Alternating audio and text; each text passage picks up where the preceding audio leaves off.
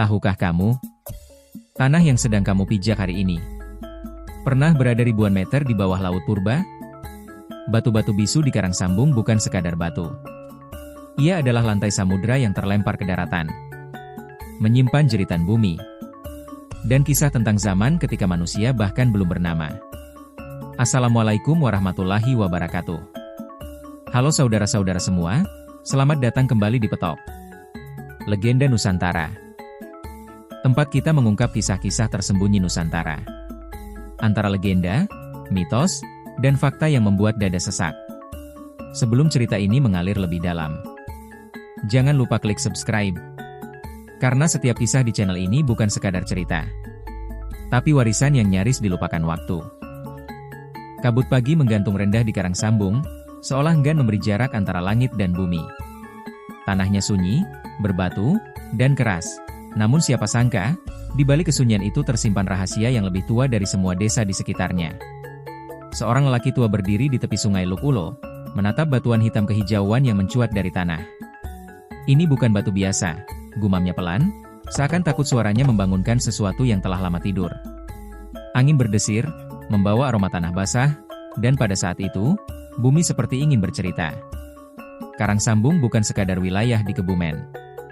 Ia adalah luka bumi, tempat di mana dasar samudra terangkat paksa ke daratan, meninggalkan jejak yang tak pernah benar-benar sembuh.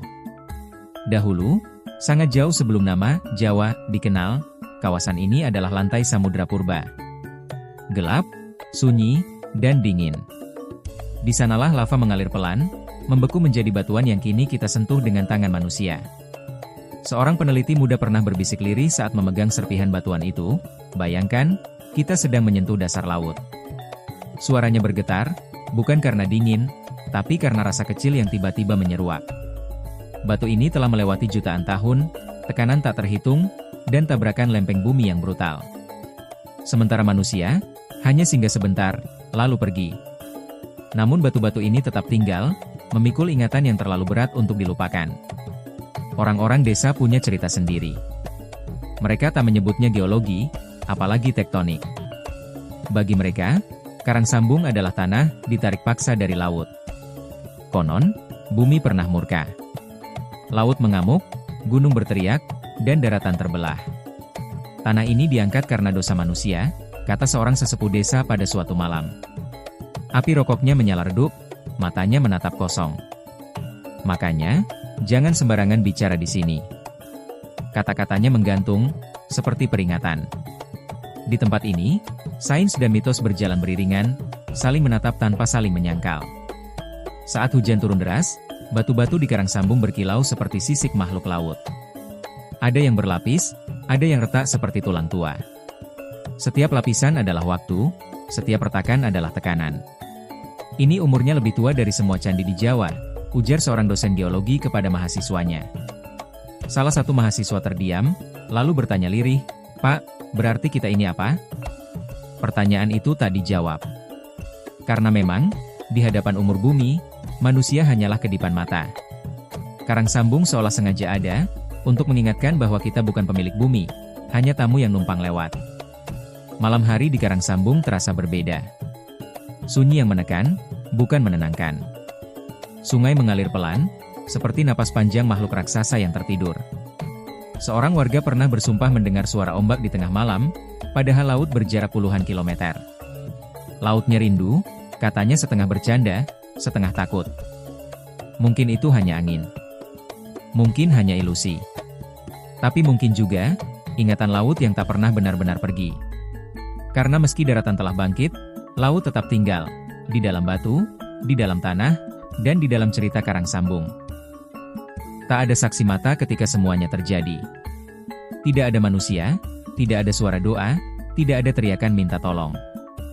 Hanya bumi dan dirinya sendiri. Jutaan tahun lalu, jauh sebelum desa-desa tumbuh, dua lempeng raksasa saling mendekat dengan pelan tapi pasti. Seperti dua makhluk purba yang saling menantang, mereka tak pernah berniat berdamai. Kalau bisa bicara, mungkin bumi sudah menjerit, kata seorang ahli geologi sambil menunjuk peta Karang Sambung. Dan memang, disinilah jeritan itu membeku. Lempeng samudra yang berat dipaksa menyusup ke bawah lempeng benua, namun sebagian lantai laut justru terjepit, terlipat, lalu terangkat ke daratan. Sebuah kesalahan kosmik yang kini kita sebut karang sambung. Bayangkan tekanan yang tak bisa dihitung. Panas yang melumat segalanya. Batu yang harusnya tenang di dasar laut, mendadak diremas, dipelintir, lalu dilempar ke atas seperti kain basah. Ini bukan proses lembut, ujar seorang peneliti sambil mengelus batuan metamorf yang penuh goresan. Ini kekerasan. Kata itu jatuh berat. Kekerasan bumi terhadap dirinya sendiri. Setiap garis pada batu adalah bekas penderitaan, setiap lipatan adalah tanda perlawanan.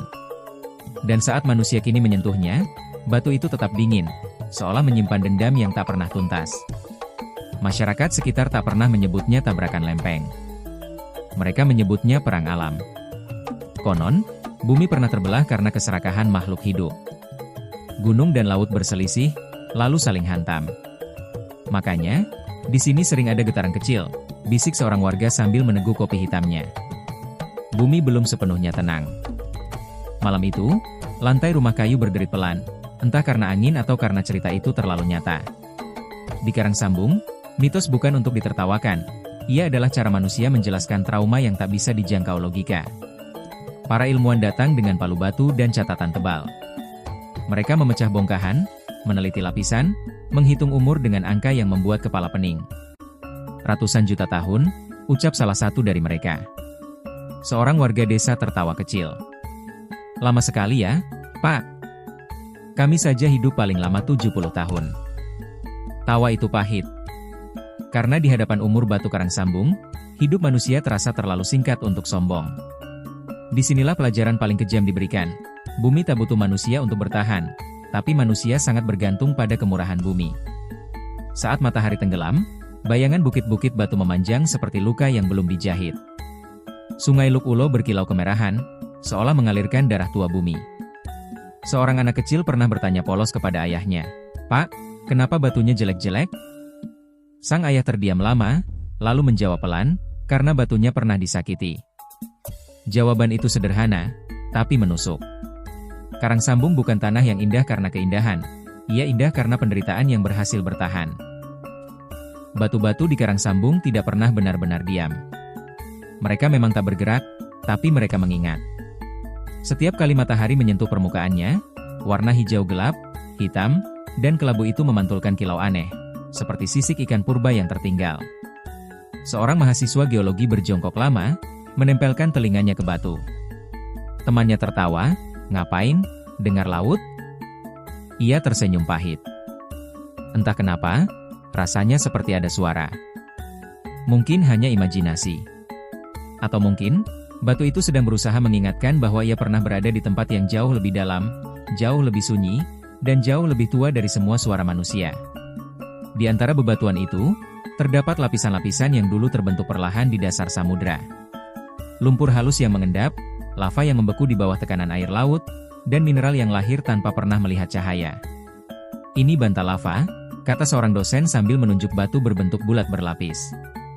"Terbentuk di bawah laut." Seorang warga desa menyela polos, "Berarti batunya dulu kedinginannya, Pak?"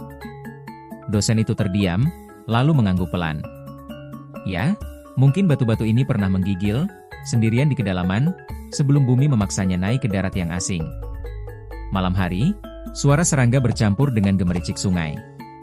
Tapi beberapa orang bersumpah, ada bunyi lain, lebih berat, lebih dalam.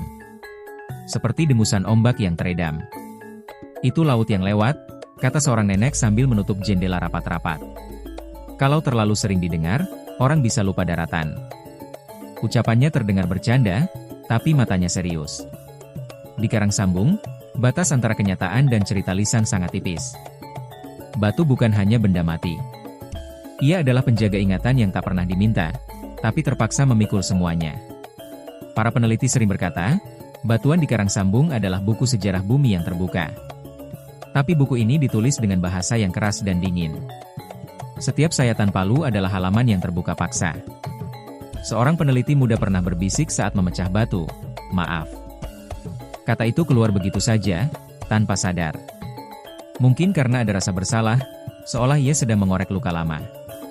Namun batu itu tetap diam, menerima perlakuan manusia, seperti dulu ia menerima tekanan bumi tanpa pernah bisa menolak. Ketika hujan turun, tanah karang sambung berubah licin dan gelap. Air mengalir mengikuti celah batu, seperti mencoba mencari jalan pulang ke laut. Seorang anak kecil bermain di tepi sungai, melempar kerikil satu persatu. "Batunya mau kemana?" tanyanya. Ibunya menjawab lirih, "Pulang." Jawaban itu sederhana, tapi menyentuh. Karena mungkin, di dalam setiap batu karang sambung, masih ada kerinduan yang sama, kerinduan pada kedalaman laut, tempat di mana semuanya bermula. Karang sambung bukan tanah yang ramah. Ia keras, retak, dan sering terasa gelisah. Rumah-rumah berdiri di atas batu tua yang sudah lelah menahan tekanan zaman. Kalau malam sunyi, lantai kadang bergetar, ujar seorang warga sambil mengencangkan baut pintu. Getarannya kecil, hampir tak terasa, tapi cukup untuk membuat dada berdebar. Di tempat lain, itu mungkin hanya angin. Tapi di sini, orang-orang tahu, tanah ini menyimpan sejarah kekerasan, dan sejarah tak pernah benar-benar tidur. Gempa kecil datang tanpa permisi. Tidak merobohkan rumah, tapi cukup untuk mengingatkan. Seorang ibu memeluk anaknya saat lampu bergoyang pelan. "Tenang, cuma bumi bernapas," katanya mencoba menenangkan, padahal suaranya sendiri bergetar. Di karang sambung, anak-anak tumbuh dengan kesadaran aneh, bahwa tanah tempat mereka berlari bukan tanah biasa. Ia pernah menjadi laut, pernah diremas, dan sampai hari ini masih menyesuaikan diri dengan luka lamanya. Para tetua desa selalu mengingatkan, jangan sombong di tanah ini. Jangan bicara sembarangan, jangan merusak batu seenaknya. "Batu di sini saksi," kata seorang sesepuh sambil mengetuk tanah dengan tongkat kayu. "Kalau saksi dilukai, bumi bisa marah." Nasihat itu terdengar kuno, tapi ditaati. Bukan karena takut mitos, melainkan karena pengalaman. Karang sambung mengajarkan bahwa hormat pada alam bukan pilihan, tapi kebutuhan. Ironisnya, justru karena kegelisahannya, karang sambung menjadi tempat belajar. Mahasiswa dan ilmuwan datang dari jauh, mencatat, memotret, mengukur. Seorang warga pernah bertanya, "Kenapa jauh-jauh ke sini, Pak?" Seorang dosen tersenyum tipis. "Karena disinilah bumi jujur." Jawaban itu membuat sang warga terdiam. Ya, tanah ini tak berpura-pura tenang. Ia menunjukkan retaknya, getarannya, dan sejarahnya apa adanya, tanpa polesan. Saat senja turun, bayangan batu memanjang seperti bekas cambukan. Angin membawa debu halus, dan burung-burung terbang rendah mencari tempat aman. Seorang pemuda duduk di tepi bukit batu, menatap kampungnya. "Kita ini kuat atau cuma bertahan?" tanyanya pelan. Tak ada jawaban. Karena di karang sambung, hidup memang bukan tentang nyaman, tapi tentang berdamai dengan tanah yang tak pernah benar-benar tenang. Karang sambung berdiri sebagai kesaksian bahwa bumi pernah mengalahkan dirinya sendiri demi keseimbangan. Lantai samudera yang seharusnya terkubur selamanya, justru terangkat ke daratan, bukan untuk dipamerkan, tapi untuk diingat. Seorang lelaki tua pernah berkata sambil menatap bebatuan, "Kalau bumi mau pamer kekuatan, kita ini sudah tak ada." Ucapannya sederhana, tapi menusuk. Karena karang sambung bukan keajaiban yang indah seperti gunung atau pantai. Ia adalah bekas luka yang sengaja dibiarkan terbuka, agar manusia tak lupa betapa kecilnya dirinya. Di antara batu-batu itu, manusia datang silih berganti. Belajar, meneliti, lalu pergi. Tapi bumi tetap tinggal, memikul beban yang sama sejak jutaan tahun lalu. Seorang mahasiswa berdiri lama sebelum pulang, lalu berbisik, "Terima kasih." Temannya heran. "Ngapain ngomong ke batu?" Ia tersenyum pahit. Karena dia sudah ada jauh sebelum kita, dan mungkin akan tetap ada setelah kita hilang. Di karang sambung, rasa hormat lahir bukan dari ajaran, tapi dari kesadaran akan kefanaan. Masyarakat setempat hidup berdampingan dengan tanah yang penuh sejarah ini. Mereka bercocok tanam seadanya, membangun rumah dengan hati-hati, dan menjaga batu-batu yang dianggap sakral. "Kalau kita jaga tanah, tanah jaga kita," kata seorang ibu sambil menabur benih. Kalimat itu terdengar sederhana, tapi di karang sambung, ia adalah hukum tak tertulis.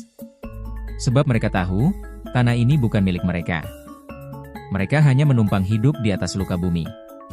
Saat hujan terakhir turun dan kabut kembali menyelimuti bukit-bukit batu, karang sambung tampak seperti dunia lain. Sunyi, berat, dan penuh bisikan waktu. Seolah bumi sedang berkata pelan, "Aku pernah tenggelam, Aku pernah dihancurkan, tapi aku bertahan. Pesan itu tak ditujukan untuk ilmuwan saja, atau penduduk setempat saja, melainkan untuk semua manusia yang sering lupa bahwa alam punya batas kesabaran. Dan ketika kamu suatu hari menginjakkan kaki di karang sambung, mungkin kamu akan merasakan sesuatu yang sulit dijelaskan. Dada terasa sempit, pikiran tiba-tiba sunyi. Bukan karena takut, tapi karena sadar. Sadar bahwa tanah yang kamu pijak pernah menjadi dasar samudra. Sadar bahwa bumi menyimpan ingatan jauh lebih lama dari umur manusia. Dan mungkin, disitulah pesan terakhir karang sambung. Belajarlah rendah hati, sebelum bumi kembali mengingatkan dengan caranya sendiri. Karang sambung bukan tempat untuk sekadar dikunjungi. Ia adalah tempat untuk merenung. Di atas tanah yang pernah menjadi dasar samudra, kita belajar bahwa bumi punya ingatan. Dan setiap luka yang pernah ia alami, masih terasa sampai hari ini. Batu-batu di karang sambung tidak meminta dipahami. Mereka hanya ingin dihormati. Karena jauh sebelum manusia menamai dunia, bumi sudah berjuang untuk bertahan.